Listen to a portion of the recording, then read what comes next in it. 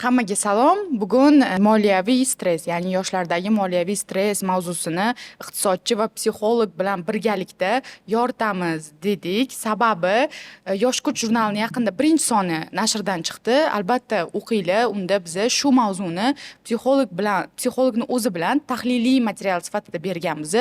Juda ham qiziq yoritilgani uchun bo'ldi, davay biz podkast tashkillashtiramiz, yana ham qiziqroq bo'ladi video formatda deb o'yladik. Shu sabab bugun ikkita o'zi asosiy qahramonimiz bor, iqtisodchi va psixolog. Ozgina o'zlaringizni tanishtirasizlar, keyin biz mavzuga kiramiz. Marhamat. Assalomu alaykum. Ismim Mahfuza Shomurodova, psixologman. Bolalar va ota-onalar psixologiya yo'nalishida, lekin bolalar deganda yoshlarni ham nazarga tutsak bo'ladi, menimcha. Shu. Assalomu alaykum. Bahodir Abdullayevman, iqtisodchi, jurnalistman. Gazeta Uz nashrida iqtisodiy materiallar bo'yicha muharrirman. Shu. Xush kelibsizlar. Biz shu Sarnoz bilan juda ham ko'p o'zimiz gaplashamiz, har doim gaplashamiz o'zaro suhbatlarimizda. Moliyaviy stress, har bitta suhbatimiz oxiri moliyaviy stressga borib taqaladi. Deylik, restoranda o'tirib pul topish kerak deb siqilishadi, xuddi shu holat ko'p bo'ladi-da.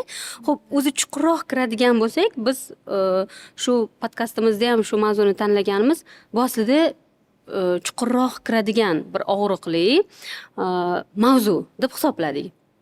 Shuning uchun shu sonni belgiladik. Endi o'zi umuman birinchi savolni bermoqchiman. O'zbekistonda moliyaviy stress o'zi bormi? Ya'ni bu kuchlimi yoki shunchaki faqat biz siqilamizmi rostdan ham?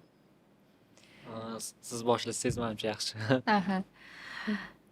Menimcha stress so'zidan boshlasak, уже psixologiyaga kirib ketamiz.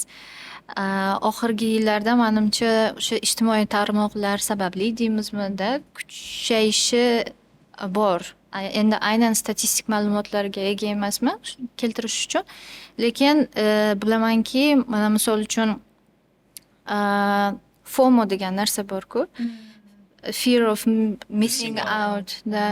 Mana shu narsani ham bosim, ya'ni aynan yoshlarga nisbatan juda ham kuchli deb o'ylayman va undan tashqari men bu ijtimoiy tarmoqlardan tashqari atrofdagilar, ya'ni kattalar bosimi, u ham menimcha дополнительныйda qo'shimcha olib keladi bosimga. Albatta stress. Bu stressdan keyinchalik bu stressda psixosomatikaga o'tib ketishi mumkin yoki prokrastinatsiyaga o'tib ketishi mumkin. Ya'ni juda ham ko'p oxirgi etapi nima deyiladi o'sha So'nggi bosqich. O'shanaqa. Prokrastinatsiya misol uchun olsak, o'sha hozirda qilinishi kerak bo'lgan narsani orqaga surishga kelib chiqishi mumkin. Ya'ni kechiktirish, ya'ni misol uchun o'sha qandaydir ishda ham yoki uyda ham shu mas'uliyat bor, qilish kerak, lekin ongsiz ravishda u narsani orqaga surish kelib chiqadi. Bundan tashqari o'sha hamma narsa bosim bo'lavergandan keyin albatta bu menimcha juda kuchli stressga olib keladi v целом. Yoshlardagi moliyaviy stress juda ham katta, muhim mavzu, chunki ayniqsa bizga o'xshagan aholisini katta qismini yoshlar tashkil qilayotgan mamlakatlar oldida turgan asosiy savollardan bittasi bunday olib qaraganda. Shuning uchun ham qarasak, yoshlar masalasida qanaqa siyosat qilish kerak degan narsa doim barcha minbarlardan aytib kelinadi, muhokama qilinadi, muhokama markazida bo'lib turadi. Va aniq bilamizki, moliyaviy stress va umuman mana shu o'smirlik davridagi, o'smirlikdan keyingi davrdagi hayotni qanday o'tishi insonni keyingi hayotini qanaqa shakllanishidagi eng muhim bosqichlardan bittasi. Ya'ni bu bosqichda qiyinchilikka uchrab, to'g'ri qarorlarni qila olmasdan ma'lum sabablarga ko'ra boshqa tomonga burilib ketishlar butun hayotini insonni barbod qilishi mumkin va bu yerda eng asosiy narsa menimcha hali hayotdagi qadriyatlari qotib ulgurmagan qandaydir bir mustahkam bir ustunlarga inson bog'lanmagan holatidagi qarorlar uni hayotiga eng katta ham salbiy ham ijobiy ta'sir qilishi mumkin bo'lgani uchun bu davrdagi ayniqsa moliyaviy stressni manimcha alohida doim e'tiborda saqlash kerak bo'ladi. Bu o'zi O'zbekistondagi holat mana iqtisodchi va psixolog sifatida sizlarga seziladimi? Bizda yoshlarda, mana yoshlarda deb deylik 30 yoshgacha olaylik, 30 yoshgacha bo'lgan yoshlardagi moliyaviy stress seziladimi sizlarga kuzatuvlarda?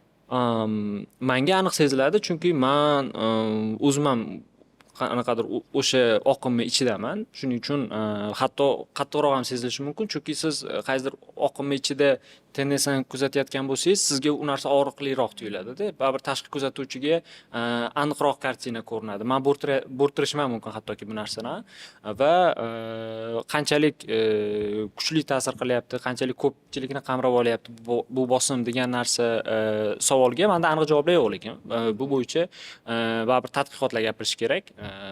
Bu narsa o'lchanishi mumkin bo'lgan va o'lchanishi kerak bo'lgan narsa. Shuning uchun qanaqadir raqamlar bo'lmasdan turib nimadir deyishim qiyin. Lekin hissiy jihatdan qaraladigan bo'lsa, misol uchun o'zingizni shaxsiy kuzatuvlaringiz nuqtai nazaridan aytiladigan bo'lsa, bu narsa bor. Birinchidan O'zbekiston hali boy mamlakatlar qatoriga kirgani yo'q va odam qanchalik misol uchun umumiy jamiyatni farovonligi qanchalik boy darajaga yetib bormagan bo'lsa, shunchalik bu muammolarni asorati qattiqroq bo'ladi. Nima uchun? Chunki misol uchun oddiy bir insonni misolida gapiradigan bo'lsak, siz pul topishingiz bilan birinchi ehtiyojlaringizni qondirasizda hayotingizdagi va birinchi ehtiyojlar eng fundamental, eng muhim ehtiyojlar bo'ladi. Boyigandan keyin baribir ham qolgan ehtiyojlar muhimlik darajasi pasayib boradi. Shuning uchun ham bizdagi moliyaviy mamlakatning holatidan kelib chiqib va yoshlarning ko'pligidan kelib chiqib, men o'ylayman yetarlicha insonni bezovta qilayotgan bir muammo bo'lsa kerak hozir. Mana hozir aytib o'tdingiz, biz hali boy mamlakat emasmiz va o'shaning uchun yoshlarda moliyaviy stress ko'proq bo'ladi. Xo'p, boy mamlakatlarda-chi bo'lmaydimi yoshlarda? Stress menimcha hammada bo'ladi. Albatta, qaysi mamlakat bo'lishidan qat'iy nazar, yoshlar o'zi umuman olib qaraydigan bo'lsak, stress so'ziga istalgan o'zgarish bosqichi, misol uchun hayotingizda o'zgarishlar ketadigan bosqich, istalgan misol uchun bitta nuqtadan ikkinchi joyga ko'chasiz, oilangizdan ajralasiz, boshqa muhim qarorlarni qabul qilasiz. Mana shu hayotdagi muhim burilishlar bo'ladigan davr. Qaysi mamlakatda yashasangiz ham, qanaqa ko'rinishda yashayotgan bo'lsangiz ham sizga ma'lum bir stresslarni olib keladi. Istalgan o'zgarish stress olib keladi deb o'ylayman. Va men aytayotgan narsa bu stresslarning og'rig'i qanchalik. Agar siz fundamental ehtiyojlaringizni qondirish darajasida qiynalayotgan bo'lsangiz, bu stressni og'rig'i chuqurroq bo'ladi sizga deb o'ylayman. Shu nuqtai nazardan gapiryapman. Ya'ni bu aytayotgan gaplarim qanaqadir tadqiqotlar asosidagi fikrlar emas, balki umumiy mantiq nuqtai nazaridan aytilyapti. Shuning uchun ham mamlakat qanchalik boy bo'lsa, stresslarning sabablari, chuqurligi o'zgarib boradi demoqchiman. Ha, to'g'ri.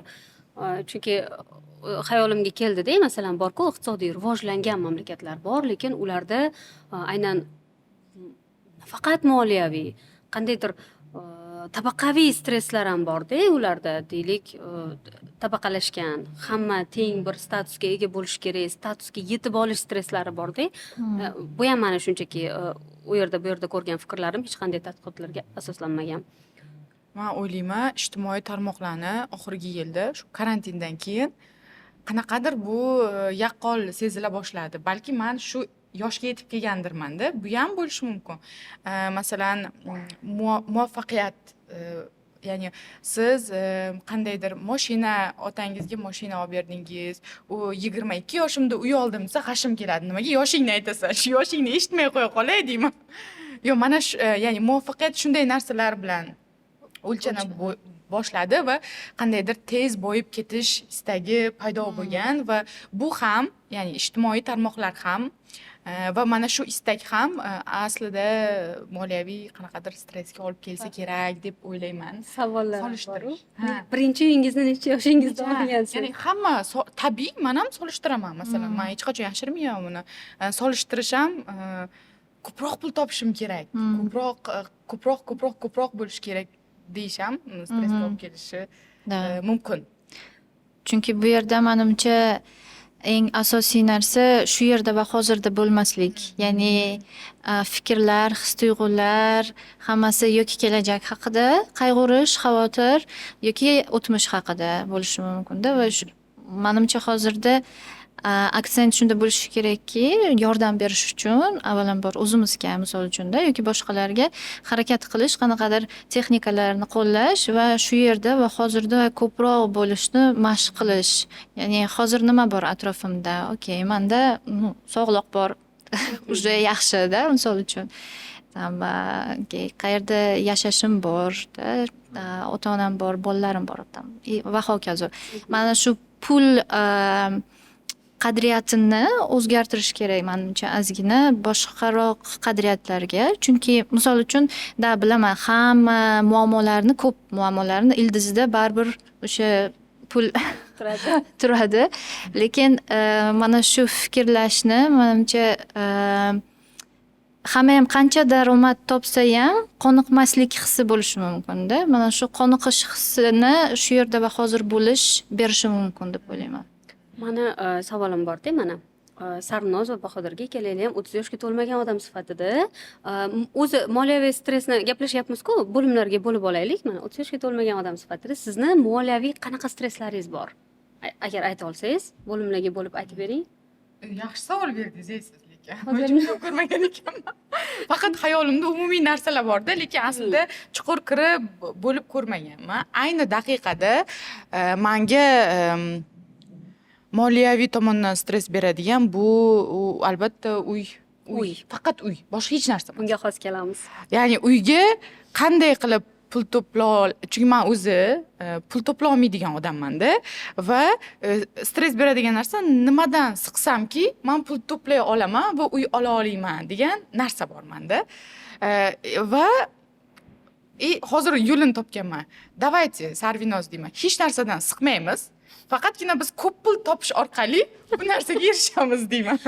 Ya'ni hech narsadan siqmaysan, ko'p pul topasan, ya'ni hozirgidan ham ko'p pul top va shunda yaqinroq bo'ladi uy olishga degan narsalar ham bor, lekin boshqa tomondan ham o'ylab qarasam, ko'p pul topganim sari ehtiyojlarim xarajatlar ko'payib ketyapti. Hozir sizdachi agar sir bo'lmasa, barboy o'zingiz aytdingiz, men ham hali yoshman, stresslar bor. Menimcha mendagi stresslar ham o'sha odatiy ko'pchilikda uchraydigan stresslar turiga kirsa kerak. Endi bazaviy ehtiyojlar va undan keyin qanaqadir ham bir pul to'plash, keyin qanaqadir ham bir aktiv yaratish, o'zim misal nima desam bo'ladi, xotirjamroq yashashim uchun qo'shimcha daromad manbalarini yaratish haqidagi fikrlar ko'proq meni xayolimda. Shuning uchun juda farqli qanaqadir ham narsa bor deb o'ylamayman o'zimda. Ya'ni umumiy. Ko'pchilikda endi atrofimizda o'sha eshitib yurgan insonlarimizni taxminiy moliyaviy stresslari bor-da, baribir ham shu anaqani ichidamiz. Desam bo'ladi. Shu qozonning ichidamiz. Men nimaga so'radim bu savolni? Mana moliyaviy stress deyapmizda, mana so'raylik ulardan, nima xohlaydi hozir ular? Ya'ni nima uchun bu darajada siqilib, o'zini boshqalar bilan solishtirishga sabablar nima? Birinchisi uy. Ikkinchisi mashina. Menimcha, mana buni hech qanday bir naqalarsiz o'zim xayolimda aytyapman. Keyingisi esa bu adashmasam sayohatlar va hammasini yig'indisidan alohida bitta joyda esa to'y masalasi turibdi. Nima uchundir bizda uylanish uchun albatta ota-ona chet elga borib ishlab kelish kerak, u pulini yig'ib farzandini to'yga sarflash kerak yoki yigitlar ham juda ko'p ko'ramiz uylanish uchun pul yig'ishadi yoki qizlarda ham shunaqa holat. O'shani aytmoqchi edim, ya'ni o'zi aslida qanaqa bo'lishi kerak? Chunki men yaqinda ko'rdim, bir ko'rsatuv ko'rdim, undan keyin o'sha ko'rsatuvni muhokamasi bo'lgan bir kichik suhbat ko'rdim. U yerda aytayaptiki, yoshlar yoshlar nima uchun uy olish stressida mana hozir Sarvinoz aytyapti, menga uy kerak. Sarvinozni yoshida o'zi uy bo'lishi shartmi? Bitta narsa borda.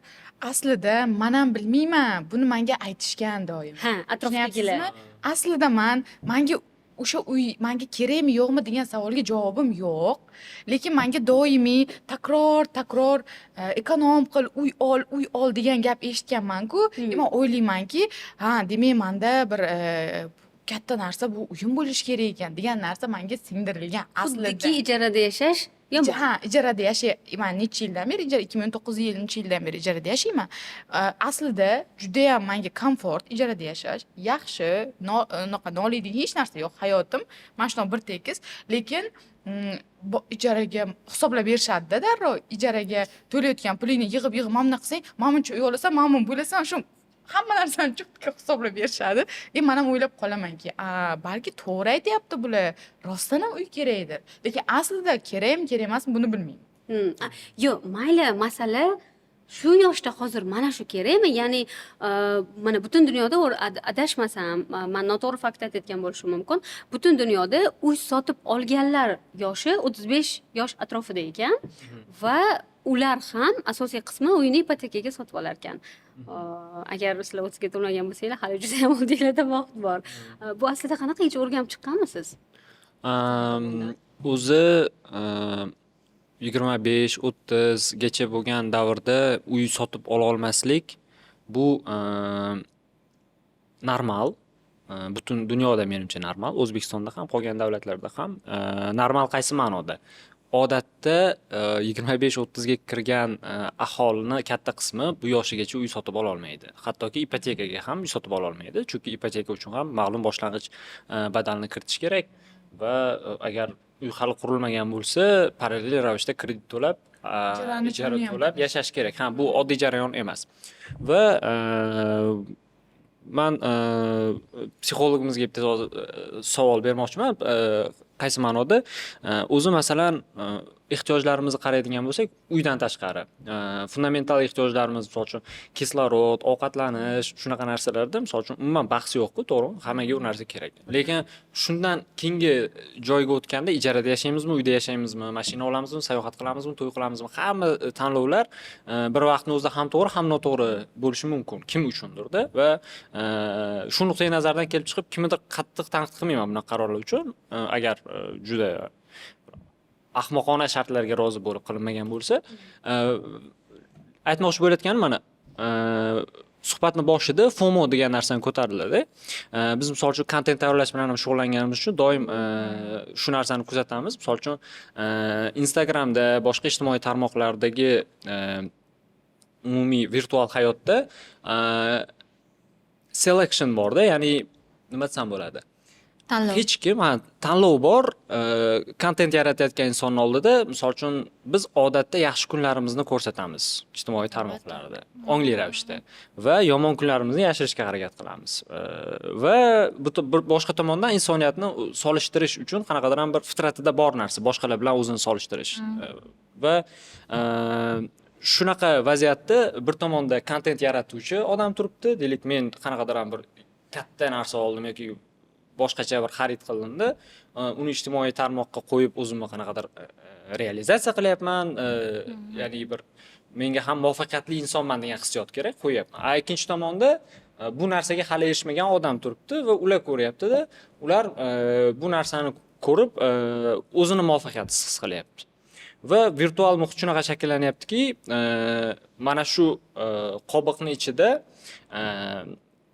ma'lum bir qatlam bu narsa tanlov asosida ishlayotgani, algoritmlar unga taklif qilayotgan narsa, unga ko'rsatayotgan kontent ko'chadagi hayotdagi reallikni ifodalamasligi, misol uchun 100 ta odamdan 9 tasi hali bunaqa xaridlar qila olmayotgani kabi ma'lumotlar nima desam bo'ladi, hali o'ylab ko'rilmayapti, hali taskin bermayapti-da. Shuning uchun ham balki chet mamlakatlarda ijtimoiy tarmoqlarni ma'lum yosh darajasigacha hozir taqiqlaylik, himoya qilaylik, qattiq ta'sir qilyapti degan savolga ketaylik. Men so'ramoqchi bo'layotgan narsam, FOMO qanchalik, misol uchun sizni faoliyatingiz davomida kuzatilishi boshladi. Chunki tushunishim bo'yicha siz faoliyatingiz boshlangan davrdan buyog'iga ijtimoiy tarmoqlarning effekti qo'shilib kelyapti-da. Va bu narsa bilan duch kelayotgan yoshlarga qanaqa siz nima desam bo'ladi, maslahatlar beryapsiz, qanaqa ularga tushuntiryapsiz bu olam ishlashini? To'g'risi juda ham qiyin. Mana shu abreviaturani tushuntirsak, menimcha tushuntirmay ketdik ham boshida.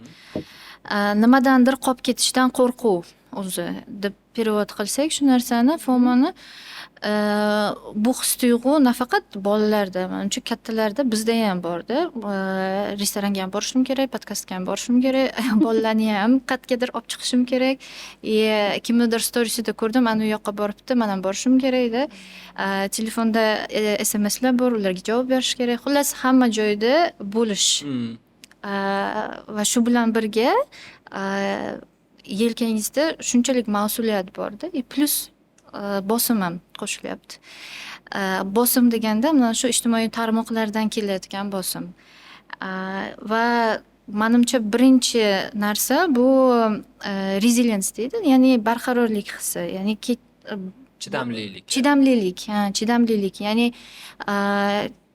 boshidan o'sha bolalarga shu narsani ko'rsatib, namuna tarzida ota-ona tomonidan, ya'ni solishtirmaslik bolalarni o'zini-da opa-singillari bilan yoki boshqa o'sha qo'shnini bolasi bilan hattoki-da solishtirmaslik, aldamaslik va hokazo. Mana shu qonun qoidalarga rioya qilingan holda bolada chidamlilik hissini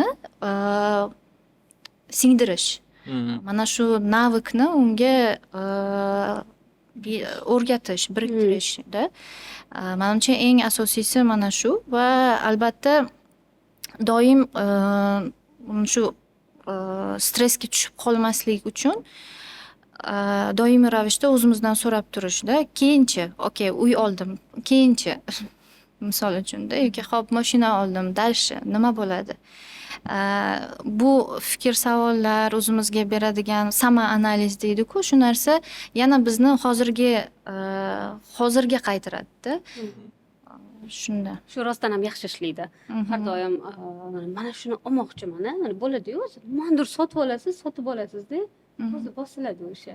Keyinchi yana yangi nimadir paydo bo'ladi-da. Mana shu asosiy fikr menimcha. Keyin baribir uy olgandan keyin yana ehtiyoj paydo bo'ladi. Yanada shu nimadir. Bizda shunday psixologik salomatligimizga zarar keltirmaydigan darajada biz o'zimizni qaqda kontrol qilishimiz kerak bo'ladi-da. Boyaga mavzuni tekis o'tib ketdik-da. Menga baribir fikrlaringlar qiziq edi juda ham. O'zi rostdan ham o'rtacha necha yoshda dunyoda odamlar uyli bo'ladi? Har xil mamlakatlarda har xil. Misol uchun, ba'zi mamlakatlarda 40 bo'lishi mumkin, ba'zi mamlakatlarda undan ham yuqori, qaysidir mamlakatlarda 30 nechidir yoshlar bo'lishi mumkin. Shunaqa har xil nima desam bo'ladi, kuzatuv natijalari borda. Misol uchun, turli mamlakatlarni realtorlar assotsiatsiyalari, statistika qo'mitalari, boshqalar bu narsani o'rganib borishadi. Bu umuman olganda yaxshi metrika, yoshlar bo'yicha, umuman aholi bo'yicha olib borilayotgan siyosatni o'lchovlardan biri bo'lgan yaxshi aslini olganda. Chunki baribir ham ayniqsa bizni sharoitimizda o'z uyi bo'lishi bu nima desam bo'ladi, qadriyat darajasidagi narsa deb o'ylayman-da. Ya'ni misol uchun ba'zi mamlakatlar bor, aholini juda nima desam bo'ladi, muhim qismi doimiy ko'chib yuradi va ijara bozori juda ham yaxshi shakllangan, ijara huquqi juda ham yaxshi ishlaydi. Misol uchun bizdagi kabi ijarachi kuchli tomon, ijarada turgan tomon o'zini himoya qila olmaydigan emas, munosabatlar ancha sivil darajaga ko'tarilgan mamlakatlar bor. U yerda o'sha savol kelib chiqadiki, yana nimaga men uy olishim kerak o'zi va butun umr anaqada yashasam ham, ijarada yashasam ham degan tabiiy savol tug'iladi. Lekin bizga o'xshagan mamlakatlarda menimcha baribir ham harakat qilinadi davlat dasturlari orqali va boshqa ko'rinishda har bir odamni o'zini uyi bo'lsin, vatani bo'lsin, xotirjamligi bo'lsin, kim bilandir nima desam bo'ladi, keyingi oy kimgadir pul berishim kerak yoki kimdir hozir uyim olib qo'yadi degan stressda yashamasin degan nima desam bo'ladi, qarash bor va men to'g'ri deb hisoblayman bu narsani. Va savolga qaytadigan bo'lsak, bevosita turli mamlakatlarda yoshlar turlicha. Rivojlangan mamlakatlarda misol uchun 40, 50 va juda agar past bo'ladigan bo'lsa 30 yosh emas, 30 yosh bilan 40 yoshning oralig'idagi qanaqadir raqamlar bo'ladi ko'pincha. Va bu narsa nima desam bo'ladi, 30 yoshdan avval uy olish deyarli dunyoning hamma yerida nima desam bo'ladi, anomalroq holat, ya'ni normadan tashqaridagi holat. Agar 30 yoshgacha uy olmayotgan bo'lsangiz, o'zingizni yupatishingiz mumkin, ya'ni bu faqat siz qila olmayotgan bir muvaffaqiyat emas demoqchiman-da. Bir yaqinda ijtimoiy tarmoqda shu iqtisodchilar va deylik biznes egalari hammalik birga o'tirgan bir bahsga ko'zim tushdi. Yoshlar uy ola olmayapti deb ko'rsatuv tayyorlangan va u iqtisodchilar aytyaptiki, yoshlar qaysi yoshdagilar? Abituriyentlar, talabalar, uzr, abituriyentlar emas, sizlar o'qinglar. Talabalar uy ola olmayapti. Nimaga talabalar uy olishi kerak? Nima uchun talabalar uy olishi kerak degan narsa qayerdan paydo bo'ldi o'zi? Mana institutda o'qiyapti yoki endigina institutni bitirdi va u nimaga uy olishi kerak? Bu narsani kim o'ylab topdi o'zi? Qayerdan kelib chiqdi? Uy olayotganlar borda o'shalar Keyin men o'ylab qoldim, rostdan ham qayerdan paydo bo'ldi bu? Demakki, bizni jamiyatda yoshlarning o'rtasida, balki yoshlarimiz o'zi ham fikr yozar, kim necha yoshda bo'lsa, va bu o'y sizda bormi? O'zi rostdan ham talabalar nimaga uy olishi kerak? U o'qishi va o'qishini bitirgandan keyin ham hozir yana bir anaqani aytaman. Nima uchun degan narsada ham sabab borda, bizda ijara bozori normal emas. Talabalar ijara yuradi. Ijarada juda ham qiyinchiliklarga duch keladi. O'qishini tugatgandan keyin ham bu muammo mavjudki, ularning xayoli uyga ketib qolyapti. Men buni sal spesifikroq narsa deb o'ylayman o'zimizga, bizni mamlakatga tegishliroq narsa deb o'ylayman. Nima uchun? Bu yoqda hozir siz aytayotgan omil bilan Sarnoz aytayotgan omilning qanaqadir miksi bor. Bir tomondan talabalarni o'qishga kirganidan keyin qayerga joylashadi degan savolni javobi oxirigacha yechilmagan bizda. Va talabalarning asosiy qismi Toshkentda to'planadi, chunki juda ko'plab oliy ta'lim muassasalari Toshkentda joylashgan. Viloyatlarda nisbatan kamroq o'qish o'rinlari va talaba o'rinlari soni yetarli bo'lmagani uchun katta qism talabalar baribir o'zi ijara bozoriga kirib, ma'lum bir diskriminatsiyalarga uchrab, doimiy xavotir bilan 4 yillik davrni o'tkazishga majbur. Endi realligimiz shunaqa. Va shu nuqtai nazardan bizda bu savolni kelib chiqayotgani menga tushunarli. Aslida olganda anaqa nima desam bo'ladi, talaba uy olish kerak degan narrativ ko'tarilgani menga aniq emas, nima desam bo'ladi. To'g'ri deb hisoblamayman, chunki talaba uy olish kerak degan, umuman talabani qayerda yashash kerak degan savolni talaba hal qilish kerak emas menimcha, idealda, chunki o'qish umumiy infratuzilma sifatida shakllanishi kerak-da. Misol uchun kampuslar, boshqa narsalar, talabalar o'quv bir nima desam bo'ladi, ma'lum universitet bir shahar ko'rinishida bo'lishi kerak va u yerning ichida kutubxonadan tortib talabani yotoqxonasi, oshxonasi, o'quv dargohi, boshqa narsalar hammasi kompleks shakllanib, ana shu kichkina shaharchalar ichida talabalar yashash kerak deb o'ylayman. Va shunda bizda mana shunaqa nima desam bo'ladi, qaysidir ma'noda populistik anaqalar kelib chiqmaydi. Ya'ni talabalar uy ola olmayapti, bunga bunaqa sabab degandan ko'ra, talabalarimiz uy olishi shart emas, chunki talabalarimiz qanaqa yashashini biz xalqi bo'lganmiz degan bir muvozanatga kelamizda. Menimcha shu muammo asosiy ildiz bu savolga ko'tarilayotgan. Deylik, o'sha bir yashash joyi xavotirsiz bo'lmagani uchun ham, ya'ni yashash joyi kafolatlanmagani uchun ham talabalarni fokusi, ya'ni biz ularga qanday ilm beramiz, ularni sharoiti qanaqa ta'limda emas, u tomonga qarab og'ib ketib qolyapti, to'g'ri. Lekin bu yoqda faqat qanday qilib men uy topaman va joylashaman masalasi turmayapti-da. Yana bitta boshqa tomoni, endi chuqurroq izlaydigan bo'lsak ko'payib ketaveradi. Misol uchun nimaga talabalarni aksariyat Toshkentga kelib o'qishga to'g'ri kelyapti degan masala bor. Chunki o'ta markazlashgan bizda oliy ta'lim. Balki kimdir shunchaki ota-onasini oldida o'qishni xohlar, uni imkoniyati bo'lmagani uchun kelayotgandi. Bu birinchi masala. Ikkinchi masala, masalan, joylashgan taqdirida ham bizda hali uy-joy taklifi yetarlicha bo'lmagani uchun narxlar daromadlarga nisbatan ancha balanddir. Juda. Balkim. Uchinchi sabab bo'lishi mumkin, uy-joy bozorida xo'p, narxlarga rozi bo'lgan taqdiringizda ham ijara masalasida hali huquqlari yaxshi himoyalanmagandir. Ayniqsa, misol uchun, talabalarga nisbatan diskriminatsiya chuqur mavjud. Buni tan olishimiz kerak. To'g'ri, anaqa uy beruvchilar, ijaraga uyni beradiganlar tomonidan ham yetarlicha argumentlar bor masalada, lekin baribir ham diskriminatsiya kuchli mavjud va bu narsa talabalarga nafaqat stress, balki agressiya beradi. Ko'pincha ular barchani yomon ko'rishadi bunaqa vaziyatga tushganda. O'sha ijaraga berayotgan odamni ham, jamiyatni ham, davlatni ham hammani yomon ko'rishadi. Nimaga? Haqiqatdan ham ular kelib bu masalalarni hal qilishi kerak emasdi. Ya'ni ularning asosiy argumenti to'g'ri-da baribir. Ha, ular kelib ko'rpacha bilan kvartira qidirib yurish kerak emas o'zi. Har doim shu avgust oxirlarida hamma ommaviy axborot vositalarida shu holat takrorlanadi. Abituriyent talabalarni ijara qidirib yurgan muammo. Lekin baribir bu meni ko'zimga juda ham misli ko'rilmagan, yechilmaydigan narsa bo'lib qolaveradi. Lekin bitta tomoni bor. Muammo stol ustida turgani aniq, chunki bir necha marta misol uchun parlamentga chaqirib, vazirga bu haqda savol berishadi, doimiy ko'tarishadi. Deputatlar, umuman vazirlik o'zi ham ishlaydi bu narsa bo'yicha. Keyin umuman hukumat dasturlarida talabalar turar joylarini barpo etish bo'yicha resurslar ajratiladi, imtiyozlar beriladi, turlicha boshqa narsalar bor.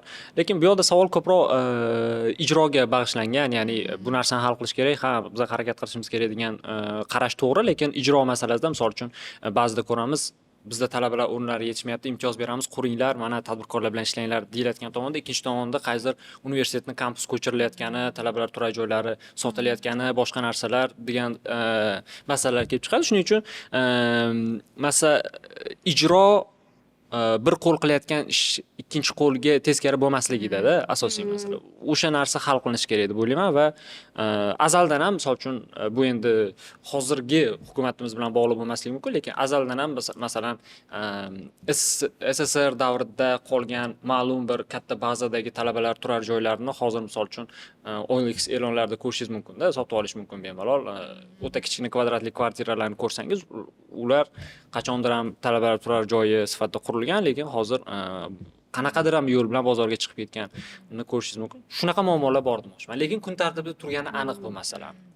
Sizni xursand qilaman. Menimcha yechim beramiz desa. Ana Bahodir bilan Sarvinozni muammosi yechamiz deb ikkalamiz chaqirishdi. To'g'ri, shu xuddi uy bo'lsa masala yechilib ketadi. Anaqa Bahodir aytgan gapi rost. Haqiqatda bu kun tartibida turibdi va bunga yechim qilib tadbirkorlarga talabalar uchun o'sha kampus yaratishda imtiyozlar berish anaqasini taklif berishyapti ekan. Mana senga shunaqa imtiyoz, talabalarga qur desa quradi o'sha odam deyishdida. Ya'ni bir tadbirkor bu ishni qilishi mumkin. Men o'ylayman, talabalarni ijarasidagi o'zi hozir biz moliyaviy stressdan bu joyga kelib qoldik bekorga emasda. Chunki rostdan ham moliyaviy stress asosan poytaxtdagi yoshlarda, shahardagi yoshlarda va mana Sarnoz aytgandek, ularda ham nima? Hali yosh bo'lsa ham uy. Chunki ijara bozori tartibga solinmagan va har doim yil oxirida talabalar kelib Toshkentga o'quv yili boshida ko'chalarda sarson bo'lishi balki shunga yechim bo'lar. Biz lekin pozitiv o'tishimiz kerak. Biz bitta qo'shimcha qilay, viloyatda ham menimcha baribir ham stress mavjud, faqat u yerda savollar sal boshqacharoq bo'lsa kerak. Ya'ni sabablar, uni yechimlari boshqacharoq, lekin baribir ham moliyaviy stress turibdi deb o'ylayman, chunki faqat talabalik davri bilan bog'liq emasda boyagi muammo, shuning uchun. Yo'q, o'zim ularda ham yetarlicha stress bor. Men o'ylayman, o'zi uy mavzulariga kelib qoldik-ku, bu mavzularga aslida qanaqadir tezlashib ketganligi uchundir. Mana shu karantindan keyin yashagan odamman-da, yo'g'ini eslolmayman to'g'risi. O'sha 16 dan keyingi hayotimni eslayman, to'g'rirog'i. Karantindan keyin hayot qandaydir tezlashib ketgandek, bu doim menga seziladi va aytiladi ham ijtimoiy tarmoqlarda va o'sha yosharib ketdi-da. Men bu borku, mana chet elda aytishadi-yu, maktab bitiradi, ular 1 yil, 2 yil tanaffus olishadi. Shunchaki hech narsa qilmaydi, sayohatga chiqishadi, o'zini topishga harakat qiladi, izlanadi, o'rganadi deydi. Lekin bizda sal boshqacharoq-ku. Masalan, meni 20 yoshli ukamga hamma bosim qiladi. voy sen nimaga ish topmayapsan haliyam, ishlamayapsan, ishlashing kerak tayinli joyda, voy davlatda ishiga kirib olgin, stabil oyliging bo'ladi. Ular keyin nima qilasan deydi, lekin u hali 30 yoshgacha bor vaqt, ya'ni shoshilish kerak emas demoqchiman-da. Ya'ni shoshilib ketganmiz, tezlashib ketganmiz ma'nosida aytayapman. Men o'ylayman, qanaqadir baribir yordam berish kerak mana shu etapida va chill bo'lish kerak odam. Uncha ham shoshirish kerak emas-da. Mana uy masalasida ham tezroq uyova, ya'ni yosharib ketgan. Qanaqa tushuntirsam, noto'g'ri aytayapman. Mas'uliyatni yoshi yosharib Ha, o'sha narsa yosharib ketganda, ya'ni men o'ylayman bu juda ham noto'g'ri deb o'ylayman aslida. Bu 30 dan keyin bo'lishi kerak. Bunaqa mas'uliyat menimcha. Bugundan boshlab Sarvinoz uy masalasida boshqa og'iz ochmaydi. So'ramaylar sizlar ham. Yo, o'zi men buni to'g'ri qabul qila boshlayapman. Ya'ni bu normal. Masalan, men 26 yoshdaman va 26 yoshimda meni uyim bo'lmasligi bu juda ham normal deb qabul qila boshlayapman. O'zi tez boyish istagi qanchalik xavfli? Tez boyish, tezroq ko'p narsalarga erishish istagi. Savol sal boshqacharoq. Tezroq, muvaffaqiyatliroq bo'lish istagi. Hozir aytdingizlar, talabalar haqida gaplashdik, misol uchunda ukangiz haqida gaplashdik. Umumiy olganda bitta narsa prosta hayolimga keldi. O'zi bolani, umumiy hamma insoniyatni miyasi 20-25 yoshgacha rivojlanadi-da. Ya'ni biz tezroq bo'lsin, misol uchun o'sha 5 yoshar bolaga biz ayta olmaymiz, davay hayotni mazmunini bizga chizib ber yoki misol uchun ekzistensial qanaqadir tushunchalarni, filosofiya tomonidan tushunchalarni boladan so'ra olmaymiz. Chunki unda hali ham biologik jihatdan rivojlanish ketyapti, ham atrof muhit jihatdan-da. Va shuning uchun menimcha har bitta etapdan o'tayotgan jarayondan har bir inson uni tezroq o'tgan, davay следующий уровеньga deb majburlash menimcha umumiy tagida noto'g'ri narsa-da. O'z vaqtida hamma narsa bo'lishi kerak. Ya'ni o'sha tochkaga yetib keldimi inson bir kun emas bir kun mana shu narsa keladi-da miyangizga, xayolingizga, men tayyorman, menga uy kerak, bo'ldi уже. Shu narsaga harakat qilaman. То есть qayerdandir kuch-quvvat ham keladi. Ya'ni bu yoshga bog'liq emas demoqchisiz. Yo'q, mana shu yoshga bog'lashni menimcha ozgina to'xtatish kerak-da. Tushundim. O'zi Bahodir, nima deb o'ylaysiz? Qaysi yoshda yoshlar moliyaviy rejalarini tuzishni boshlashi kerak? Qaysi yoshda deylik qattiq ekonomiga kirish kerak yoki pullarni qanday boshqarishni o'rganish kerak yoki ko'proq bo'ladi-ku, o'zi moliyaviy savodxonlik qaysi yoshda bo'lishi kerak yoshlarimizda? Moliyaviy savodxonlik umumiy ma'noda, misol uchun iqtisodiyot qanaqa ishlayapti, meni moliyaviy qarorlarim qaysi biri qanaqa hayotimga qanday ta'sir qiladi degan savollarga javob menimcha, misol uchun agar siz bolangiz bilan gaplashayotgan bo'lsangiz yoki maktab o'quvchisi bilan gaplashayotgan bo'lsangiz, qanday yuqori sinfga o'tgandan keyin sekin gaplashilib borilishi kerak bo'lgan narsa deb o'ylayman men. Chunki o'sha paytning o'zida unga moliyaviy qarorlarni asta-sekin berib borish mumkin bo'ladi-da. Ya'ni magazindan nimadir sotib olish, ikkita narsani farqini ko'rsatish, uzoq, qisqa muddatli qarorlarni solishtirish, shunaqa narsalarni gaplasha olasiz unday odam bilan. Ya'ni bu narsaga uni aqliy rivojlanishi javob beradi. Va iqtisodchilar mana shu qancha pul topish kerak va daromadlarni qanaqa taqsimlash kerak. Misol uchun Instagramdagi ko'pchilik nima desam bo'ladi, influencerlar aytayotgani kabi hozir yoshligida qattiq tejab, aktivlarga pul kiritib, nima desam bo'ladi, qandaydir bir hozir iloji boricha tejasang, keyin zo'r yashaysan deyiladigan bir qarashni ga qarshi bitta fikr borki, iqtisodchilar ko'proq daromadlarni hayot davomida bir tekislashtirish haqida tavsiyalar berishadi.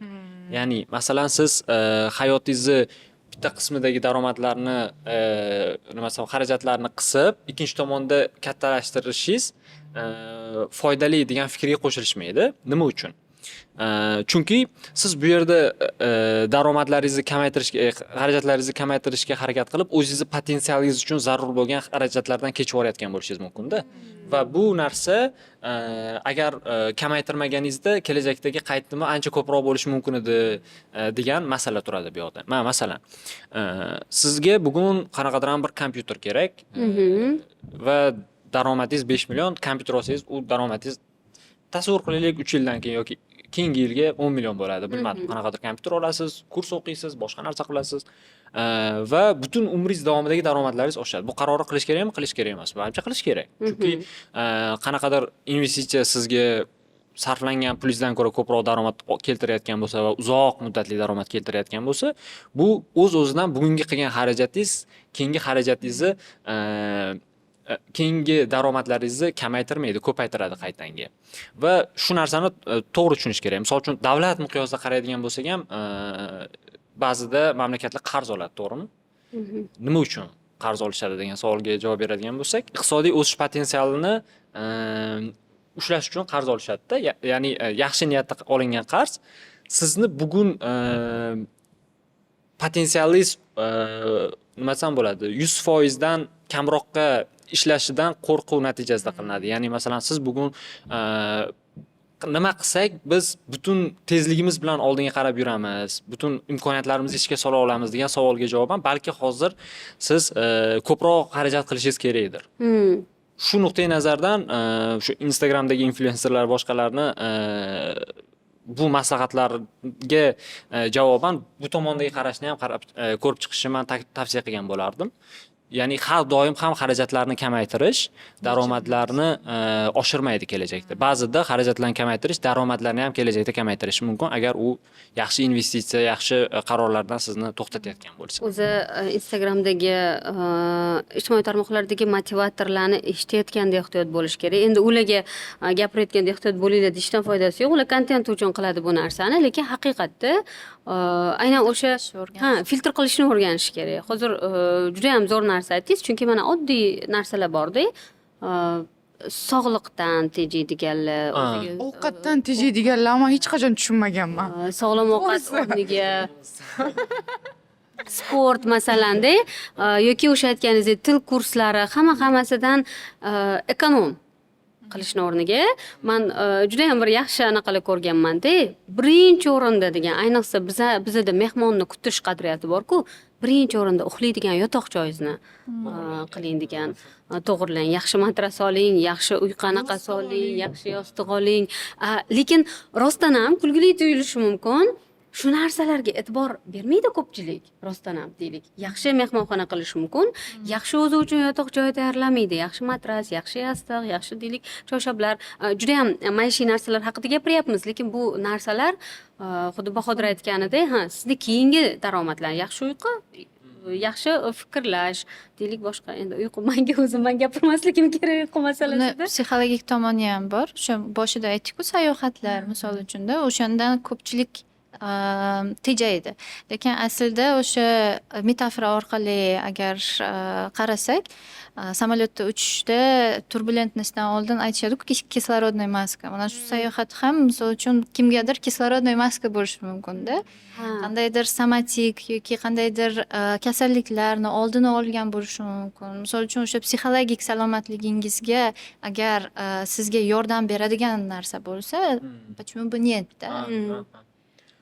Hozir men uzoq muddatli qarorlar haqida aytdim-ku, masalan, bu yoqdagi qilgan xarajatni kamaytirishingiz daromadingizni to'sib qo'yishi mumkin degan. Bu narsa misol uchun qisqa muddatli ta'siri ham bor-da, ko'proq bu psixologiya bilan bog'liq.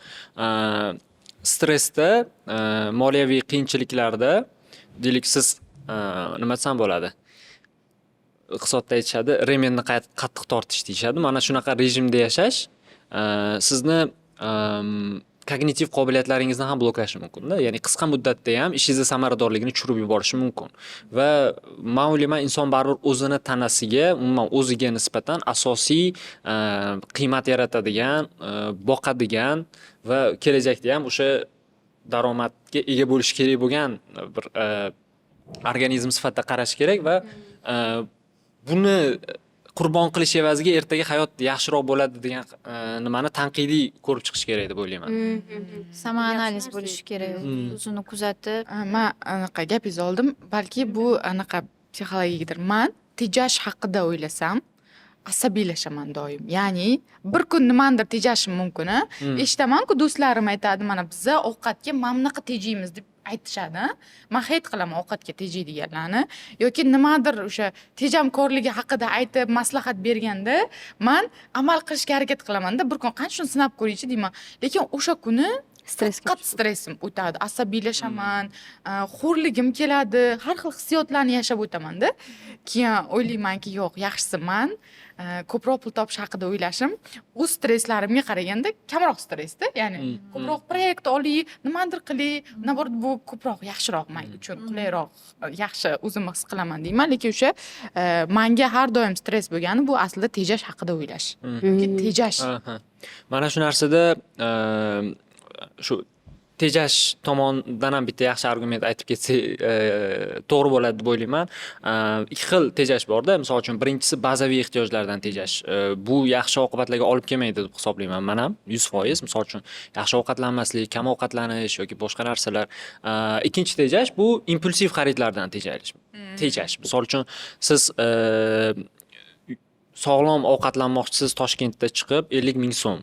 Xo'p, bu sizni bazaviy xarajatingiz. Lekin 5 million so'mga ham ovqatlanish mumkin deylik Toshkentda. Bu endi ko'proq impulsiv xarid va u yerga o'sha 5 million so'mlik ovqat sotiladigan joyga doimiy boradiganlarning hech biri bazaviy ehtiyojlarni qondirish uchun bormaydi. Ular ta'm uchun borishadi. Ular uchun bu xarajat boshqa kategoriyada, ya'ni ular umuman boshqa ehtiyojlarni qondiryapti u yerga borib turib. Shuning uchun adashtirish kerak emas demoqchiman va qolgan xarajatlarda ham misol uchun bazaviy minimum nima va impulsiv xaridlar nima, shuni chegarasini aniq ko'rib olinsa, filtrlay olish kerak buni. Osonroq bo'ladi deb o'ylayman. Boya sayohat haqida aytdingiz-ku, men juda ham ko'pchilikdan eshitganman-da.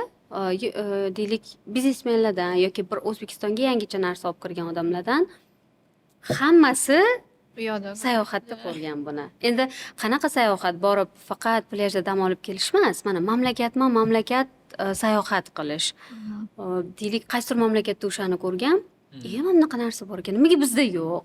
O'shani amaliyotga olib kirganda, hattoki men ko'rganman o'sha kitob sotuvlarini ham Asahina rahbari, adashmasam, agar adashmayotgan bo'lsam, qaysidir davlatda yashab yurganlarda buni ko'rib, biz ham qilishimiz kerak buni degan nimaga kelganlar. Bu adashgan bo'lishi mumkin.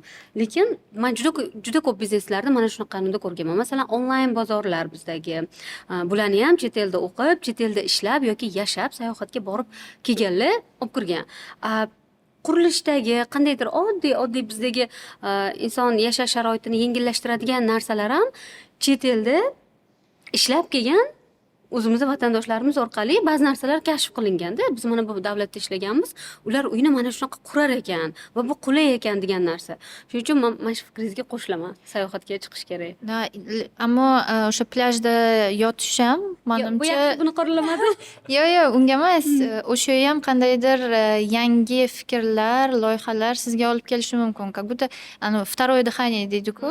Shu narsa fantaziya, tasavvuringiz keyinchalik miya dam olgandan keyin albatta menimcha zarar bo'lmaydi. To'g'ri, bu kerak, ayniqsa bizga kerak. Keyin so'ramoqchi edimda, shuni har doim o'ylayman-da, tejaydiganlar haqida-da. Endi ularni ko'rib, men o'zimni aslida yo'q, sen to'g'ri yo'ldasan degan hissiyotingiz bo'ladi-yu, siz o'zingizni oqlaysiz o'sha narsa bilan. Shu hissiyot, yupatish. O'shalar orqali o'zimni yupataman aslida. Keyin o'sha ehtiyoji nimadan tejaydi-yu, qisadi-yu, shundoq qisib, ekonom qilib yashash qaysi ehtiyoj qondirilmaganmi yoki qondirilganmi o'sha ehtiyoj? Yoki qaytanga umuman ekonom qilishni bilmaydiganlarda qandaydir ehtiyoj bormi? Mana bo'ladi-yu. Masalan, ekonom so'zi meni travma deyman. Menga u haqida gapirmaylar. Trigger. Gapirmaylar, o'zim yomon his qilaman uyda hamda. Ekonom desa, o'sha men o'zim aslida lekin bilmayman nima uchun menga bu trigger bu so'z. Lekin men normal yashaganman. Rostdan ham shu haqida aytingchi, ya'ni umuman ekonom qilishni bilmaydiganlar va bahonachilar va ekonomchilar. Manimcha bu o'sha stressni coping mexanizmlari bor-ku. Hammada har xil coping mexanizmlari bor. Deylik, yaxshi yordam beradigan copinglar bor, sal zarar keltiradigan copinglar bor-da. Zarar keltiradiganga misol uchun o'sha ko'p ovqat yeyishda, ovqatdan misol uchun to'ydingiz, lekin дальше продолжать qilasiz. O'sha ovqatdan dopamin olasizda. Yoki Instagram Reels ko'rish yoki YouTube ko'rish, bu ham дешевый dopamin deydi. Bu ham stressni sizga pasaytirishga yordam beradigan narsa hisoblanadi. Bu ham coping, lekin bu zararli coping hisoblanadi. Misol uchun o'sha teja olmaslik va bu ikki xil narsa albatta. Boya aytganlaridek impulsiv xaridlar ham o'sha copingga kiradi. Zararli copingga kiradi misol uchunda.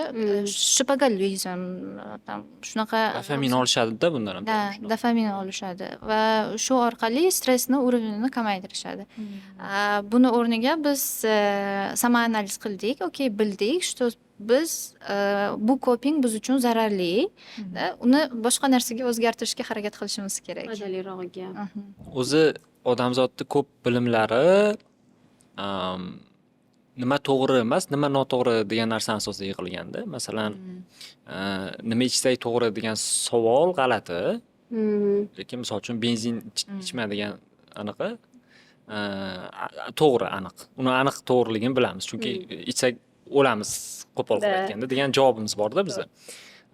Shuning uchun ham iloji boricha xato qarorlar haqida ko'proq fikrlash kerak. Ya'ni kim oldin qanaqa xato qarorlar qilgan, shu narsa haqida ko'proq fikrlansa, qolgan hamma aniq ssenariylar siz uchun to'g'ri bo'ladi-da. O'zingiz hayotingiz uchun o'zingiz o'sha xohlagan yo'lingizdan ketaverasiz. O'shaning uchun. Shuning uchun ham bunaqa savollar berilganda men aniq bitta maslahat bermaslikka harakat qilaman. Iloji boricha ochiqcha destruktiv bo'lgan, hayotingizni buzib yuboradigan, xatoligini 1000 marta isbotlashgan qarorlarni qilmang, bo'ldi. Qolgan qaror u sizniki deymanda. Men misol uchun qanaqa bo'ladi? Ochiqcha qo'pol xato. Deylik, sizda nima desam bo'ladi? Bitta narsa sotib olmoqchisiz, u sizni daromadingizni oshirmaydi yoki juda ham kamga oshiradi. Va yoki u bo'lmasam sizni umuman psixologik, shaxsiy holatingizga uncha katta ta'sir qilmaydi, olmasangiz ham, olsangiz ham. Lekin moliyaviy holatingizni uzoq muddat o'ta qiyinlashtirib yuboradi yoki inqirozga olib keladi. Masalan, qanaqadir 10 millionlik narsa oldingiz. 2 oyda bermoqchisiz pulni, deylik. Yoki bo'lmasam 100 millionlik narsa oldingiz, 1 yilda bermoqchisiz pulni. Endi bo'lib ko'rsak, oyiga qanchadan tushyapti. Deylik 10 milliondan sizga hisoblab berishdi o'sha narsani. Oylik daromadingiz masalan 12 million bo'lsa, juda ham moliyaviy qiyin holatga o'zingiz bilib turib qo'yasiz. Masalan, bunaqa vaziyatda bemalol aytish mumkin, jiddiy o'ylab ko'rgin, bu xarid senga nimaga kerak degan narsani. Masalan, u seni o'lim yoqasidan qaytarib olib kelyaptimi yoki bo'lmasam sen uni qilmasang hayoting to'xtab qolyaptimi degan savol tursa, javoblar topish osonroq bo'ladi. Va ikkinchi tomoni, o'zingizni birinchidan o'sha FOMO effekti beradigan muhitdan, doiralardan, ijtimoiy tarmoqdan ozgina uzganingiz yaxshi va ular bilan solishtirmaslikka harakat qilganingiz yaxshi. Endi odam baribir solishtiradi, misol uchun men o'zim ham solishtiraman, ko'pchilikka odamzodga aytayman-ku, fitratida bor narsa. Lekin misol uchun Instagram haqida yoki boshqa ijtimoiy tarmoqlar haqida fikrlaganda aniq bilish kerakki, sizga qolganlar hayotining eng yaxshi kartinasi ko'rsatilyapti va siz o'z hayotingizni eng yomon kartinasini bilasiz va o'rtada kontrast hosil bo'lyapti. Bu kontrast lekin haqiqat emas, chunki qolganlar hayotini eng yomon nuqtalarini siz bilmaysiz shunchaki. Mana shu narsa bilan inson o'zini menimcha reallikka qaytarib borishi kerak, boya aytganlaridek. Shunda birinchidan inson o'zini yupatadi va to'g'ri yupatadi. Ikkinchidan o'ylab ko'rish kerak. Misol uchun, quruq faktlar nima deyapti? Masalan, uy olmoqchisiz, O'zbekistonda daromadlar va uy narxlarining nisbati qanaqa? Odatda odamlar necha yoshda uy olyapti? Hozir uy oladigan bo'lsam, bu moliyaviy ahvolimga qanaqa ta'sir qiladi? Va umuman uy olishim kerakmi? Mana shu savollarning hammasini qayta menimcha bitta ko'rib chiqish kerak bo'ladi. Va eng muhimi, qaysidir inson qaysidir ishni qilgani uchun men qila olmayapman va bu yaxshi emas degan fikr odamga menimcha ko'proq impulsiv qarorga olib boradi, adekvat qarordan ko'ra. Shu narsani yoddan chiqarmaslik kerak deb o'ylayman. Anaqa moliyaviy savodxonlikni o'rgatish bolaga erta yoshda. Qanchalik bu narsa bu mana shu ko'tarayotgan masalalarga yordam berar ekan deyman. Sababi mani Eronga borgan dugonam aytgandida, hayratlanib, ular yoshligidan bolalariga moliyaviy savodxonlikni o'rgatar ekan, ya'ni pul yig'ishni, ya'ni umuman olganda pul yig'ishni o'rgatar ekan. Masalan, daromadingni 4dan 1 qismini har doim olib qo'yasan va u yerda hamma kim bilan gaplashsam shu qoidaga amal qilar ekan. Ya'ni bizga ota-onamiz yoshligimizdan singdirgan va o'sha gidni ham gid haqida aytib beryapti. O'zi u "Mana shuncha pul bor ekan" deb hayratlanib aytayapti-da. O'zi Eronda yashasa ham, lekin unda ularda bu qonun prям oila ichida farzandlar 4dan 1 qismini har doim ya'ni yomon kuniga saqlab qo'yar ekan. Ularda shu moliyaviy yostiqcha bo'lar ekan deb hayratlanib gapirganda, ya'ni bizga ham balki menga kelgandi hayolimga maktabdan moliyaviy savodxonlik haqida o'rgatish kerakdir bolaga degandim. Psixologimizdan bitta narsani so'ramoqchiman-da. Misol uchun menda umuman faqat moliyaviy savodxonlik emas, istalgan boshqa mavzularda ham farzand bilan gaplashish uchun o'zim o'ylayman, shunaqa qilsam to'g'ri bo'ladi deb. Ya'ni birinchidan savol unda paydo bo'lishi kerak, men javob berishim kerak. Ya'ni hali unda savol paydo bo'lmasdan turib tiqishtirmasligim kerak degan fikr bor. Istalgan mavzuda, moliyaviy savodxonlik boshqalarda ham va doim qarorlar ketma-ketligini algoritmga o'xshab tushuntirib berish kerak iloji boricha maydalab degan fikr borda. Shu qanchalik to'g'ri va umuman odatda bolalarda qaysi yoshda paydo bo'ladi moliyaviy savollar va uni tushuna olish qobiliyati? Manimcha o'sha 6-7 yoshdan даже boshlab o'sha kopilka deymizmi, o'sha yig'ishni boshlash mumkin asta-sekinlik bilan. Men hatto maslahat ham beraman ota-onalarga. Misol uchun o'sha 5 baho olganda emas, ko'pchilik ota-onalar shunaqa qiladi-da, 5 baho olsang senga pul beraman deyishadi. Bu sal noto'g'ri narsa, no bu mavzuga aloqasi yo'q. Misol uchun har bitta kitobni o'qib tugatgandan keyin, художественный kitobni, o'shandan keyin qanchadir summa oladi bola, mana shu summani yig'ib boradi. Bu yerda yomon narsa yo'q. Va boya aytgan fikringiz, ya'ni yomon kunga emas, men prosta shu narsani o'zgartirgan bo'lardim, yaxshi kunga. Опять-таки sayohatga o'zingni pulingni bo'lgani uchun bu narsaga pul asraydi. Ну, o'sha ertaga universitet kirishingga o'zingga sarflaysan misol uchun-da, yoki menda o'zimda misol o'g'lim 7 yosh, bitta qizni yaxshi ko'rib qolgan maktabida, 8-martga o'sha o'zi yig'di va hamma pulini sarfladi. O'zi aytayapti, hamma pulim ketdi, bitta gul oldim bo'lmasam deydi-da. Вот так вот. Shunaqa, то есть yana tushuncha keladi-da, demak. Tushuncha keladi, demak, hamma narsa oson emas degan qandaydir bir yoshlikdan shakllanib boradi. Bizda ham qadrni bilish menimcha. Bizda ham ba'zi maktablarda mana o'zimiz ham 8-martga onalarimiz uchun pul yiqqanmiz-ku. O'ylaymanda, ba'zi bir o'qituvchilar balki o'rgatadi bu narsani. Ya'ni ta'limni o'zida bu narsa bo'lishi reallikka yaqinroq deb o'ylayman. Masalan, o'qituvchilarning o'zi mana Yaponiya maktablarida tozalikni maktab o'quvchilari o'zi qiladi deyshadi-ku. Balki shu moliyaviy gapim boshqacha anaqa izohlanmasin, buni ham o'qituvchilarga yuklab qo'ymoqchi emasman. Shunchaki ta'limda moliyaviy savodxonlikni ham o'rgatadigan bir tizim bo'lsa, menimcha yaxshi bo'lardi. Chunki bizda bu juda ham kerak-da. Chunki oxirgi paytda ko'p eshitaman, qandaydir boya siz aytgan keraksiz xaridlar uchun kreditlar, zarurat bo'lmagan xaridlar uchun ortiqcha moliyaviy bosimda qolib ketayotgan odamlar haqida, mana katta odamlar haqida juda ham ko'p eshitaman-da, bu noto'g'ri deb o'ylayman. Maktabda O'zbekistonda hozir moliyaviy savodxonlikni o'rgatish bo'yicha adashmasam tizim bor va bu maktabda 9-sinf yoki 10-sinfdan boshlanadi. Ya'ni darslik va dars soatlari mavjud demoqchiman. Hozir yaqinda qo'shildimi? Yo'q. Bu narsa kamida biz maktabga borgandan beri bor. Chunki men o'qiganimni eslaymanda bu fanni. Faqat endi bu yoqda maktabda qaysi fanlarni o'qitish kerak emas, necha soat o'qitish kerak, qaysi sinfda o'qitish kerak. Bu baribir ham ko'proq pedagogika sohasiga aloqador ekspertlarni zimmasidagi savol, ular javob berishi kerak menimcha. Va umumiy ma'noda boya men gap boshlaganim o'zi ota-ona bilan farzandni munosabati haqida edi ko'proq.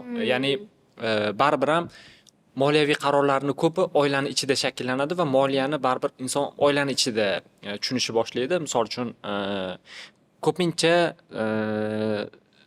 to'g'ri yo'l uzoqroqda.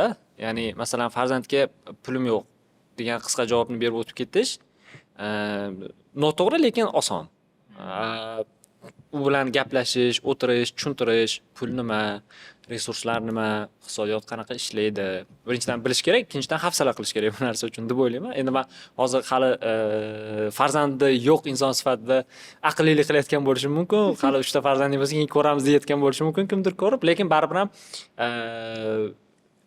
yoqimsiz bo'lsa ham haqiqat deb o'ylayman-da bu narsani va ko'proq har bitta iloji boricha qarordan keyin pul nima, iqtisodiyot qanaqa ishlaydi, nima uchun ba'zida oilada resurslar bo'lmaydi, ba'zida bo'ladi, qachon qaysi xarid qanaqa oqibatga olib keldi, bola hozir istayotgan narsasini nima uchun ola olmayapti va nima uchun umuman dunyoda insonlar xohishlari cheksiz va resurslar cheklangan.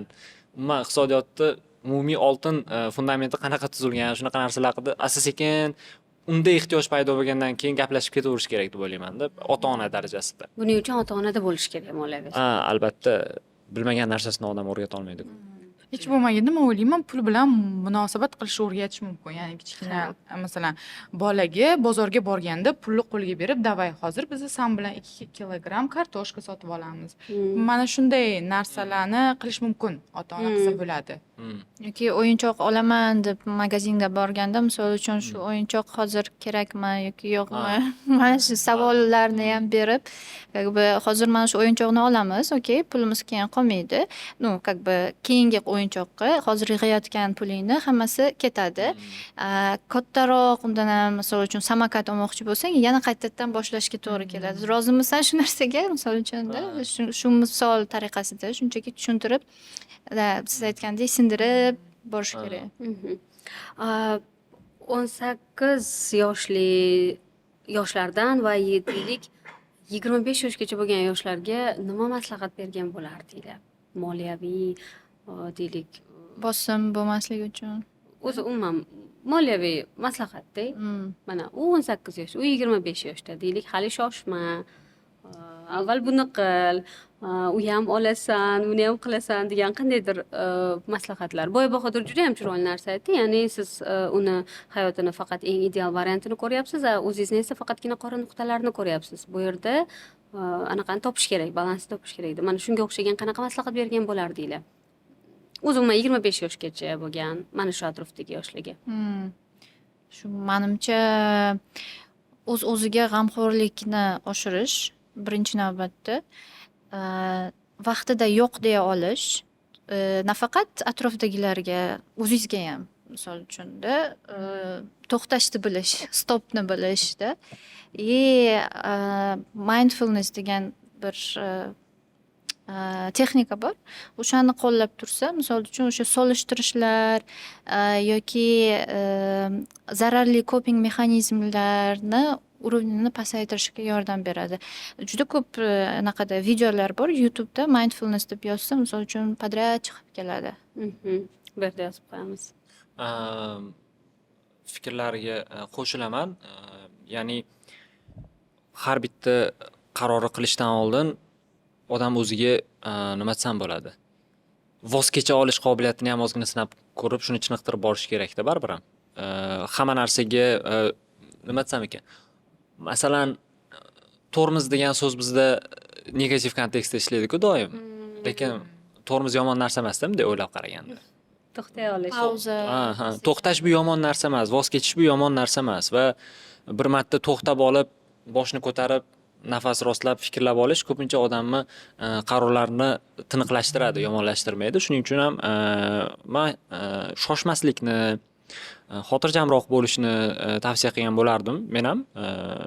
Va yana bitta masala, iloji boricha misol uchun iqtisodiy ma'noda aytadigan bo'lsam, voz kechilgan yo'l haqida ko'proq fikrlash kerak. Misol uchun iqtisodiyotda, misol uchun 100 so'm qaysidir joyga tiksangiz, bu qaysidir joyga tikilmagan yoki qaysidir millionta joyga tikilmagan 100 so'm bo'ladi doim. Ya'ni men telefon olamanmi, kompyuter olamanmi, sayohatga chiqamanmi, to'y qilamanmi, boshqa hammasi tanlovlar. Iqtisodiyot umuman o'zi insonlarning tanlovlari haqidagi fan va doim ko'rinadigan va ko'rinmaydigan yo'lni diqqatda saqlash kerak. Faqat oldimizda turgan hayotimizda qabul qilgan qarorlarimizni emas, qabul qilmagan qarorlarimiz ustida ham ko'proq fikrlasak, bu yaxshi natijalar beradi deb o'ylayman.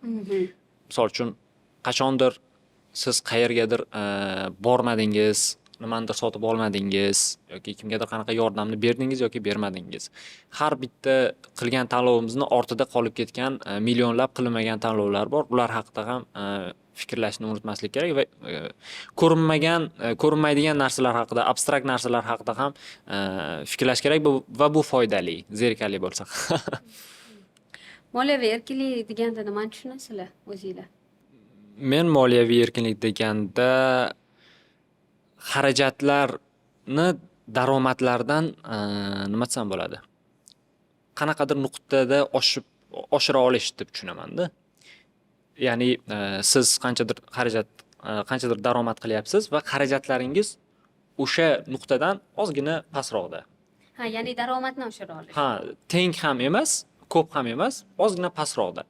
Ya'ni bu yerda daromadni oshirishdan tashqari xarajatni tushirish ham mumkin. Endi u hammani o'zini tanlovi. Men aytmoqchi bo'layotgan narsam, moliyaviy erkinlik deganda sizning xarajatlaringiz to'g'ri boshqarilgan, daromadlaringiz ham to'g'ri boshqarilgan bo'lsa va xarajatlaringiz daromadlaringizdan ozgina o'sha nima desam bo'ladi, o'rtada havo qoldirib, sal pastroqda turgan bo'lsa, barqaror bo'lsa, shu moliyaviy erkinlik bo'lsa kerak. Men boshqacha tushunaman, lekin sal menimcha endi noto'g'ri bo'lishi mumkin.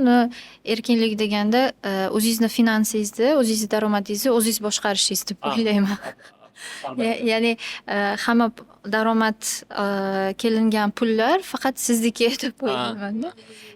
Men shunaqa tushundim nimagadir. Ha, yo'q, men savolim lekin bunaqa edi. Ya'ni siz qaysi holatdagina o'zingizni moliyaviy erkin his qilasiz, xotirjam his qilasiz? Ya'ni deylik, meni topayotgan daromadim deylik to'layotgan kreditimga yetmaydi. Bu moliyaviy erkinlik emasda. Shu aytgandim. Pozitivroq javob berdingiz. Ya'ni ozgina havo bo'lsa yetadi o'sha moliyaviy erkinlik deb. Endi masalan, siz borgan sari pastga qarab emas, tepaga qarab ketayotgan bo'lasizda, sekinmi, tezmi farqi yo'q va kimdandir nima desam bo'ladi, kimgadir bog'lanib qolmayotganingiz ham muhim bu jarayonda albatta. Kimdir sizni har tomondan moliyalashtirib, hamma narsangizni olib berib, hamma qarorlaringizni hal qilib berayotgan bo'lsa, bu aniq erkinlik emas. To'g'ri, moliyaviy jihatdan zo'r yashayotgan bo'lishingiz mumkin, lekin bu erkinlik deyilmaydi. Chunki istalgan paytda o'sha manbadan uzilib qolishingiz mumkin va birdaniga hayotingizga katastrofa kirib keladi. Boya Bahodir bir aytdingiz, biz shu mavzuga chuqur kirmadik-da, shuni bir gaplashib o'tsak. O'zi yoshlarni deylik, moliyaviy holati hukumat tomonidan qandaydir nazoratga olingan bo'ladi deysizmi? Ya'ni qarorlar bo'ladi dedingizmi? Yo'q, endi. Qaytaring-da, yaxshi tushunmay qoldim.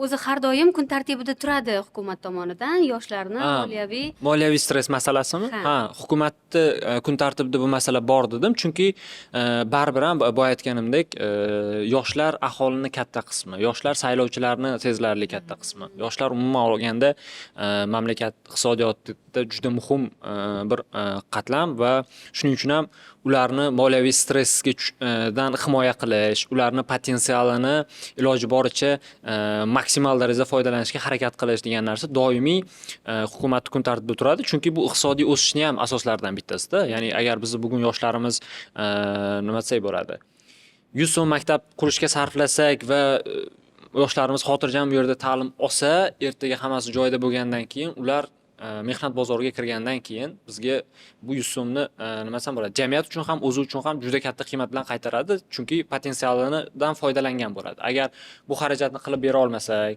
ular maktabsiz qolsa yoki boshqa, endi men juda ham yorqin misollarni keltiryapman. Boshqa masalalar ham bor. Misol uchun ular o'qishi kerak bo'lgan joyda uy qidirib yurgan bo'lsa yoki shunaqa tanlovlar bilan yuzlashayotgan bo'lsa, bu ularni potensialini biz ocha olmasligimizga olib keladi va biz bundan shaxs sifatida ham, jamiyat sifatida ham yutqizamiz. Qaysi ishlar qilinyapti bilasizmi yoshlarimizni moliyaviy stressdan qutqarish uchun? Mana ijara masalasini aytdik. Yo'q, umumiy ma'noda yoshlar bilan bog'liq istalgan siyosat sabab bo'lishi mumkin moliyaviy stressni yo kamaytirishga yo ko'paytirishga. Ya'ni bu yoshlar siyosatidagi har bitta qarorni bevosita bog'liq bo'lmasa ham ikkilamchi oqibatlari bilan yuzlashish mumkin bo'lgan narsada. O'shaning uchun baribir hisobga olinadi deb o'ylayman men bu narsa. Misol uchun yoshlar iloji boricha erkin nima desam bo'ladi, moliyaviy jihatdan erkinroq, yengilroq yashasin. Hali o'qishi kerak bo'lgan, rivojlanishi kerak bo'lgan, umuman boshqa savollarga javob bo'lishi kerak bo'lgan paytda nima desam bo'ladi, moliyaviy qiyin ahvolda qolib ketib, boshqa narsalar bilan shug'ullanib yurmasin, potensialini zoya ketkazmasin degan qarash bor va butun boshli yoshlarga oid davlat siyosati buni har bitta qarorda hisobga olishi kerak deb hisoblayman va ko'p qarorlarda baribir ham bu omilni o'ylab ko'rishadi deb o'ylayman. Asosiy baribir ko'p qarorlarimiz yoshlarga oid. Shuning uchun ham. Xo'p, menda savollar endi tugamadi albatta, lekin vaqtimiz tugayapti. Sizni o'zingizni qandaydir menimcha aytmoqchi bo'lib kelgan? Yo'q, boya qaysi mavzuda gaplashamiz deyilganda o'zimcha endi tezlab qolgandim. Shu xolos. Foydalandingizmi? Ha, qarab. Yaxshi. Qolib ketmasin demoqchiman. Yo'q, fikrlarimni tartiblash uchun yozib olgan.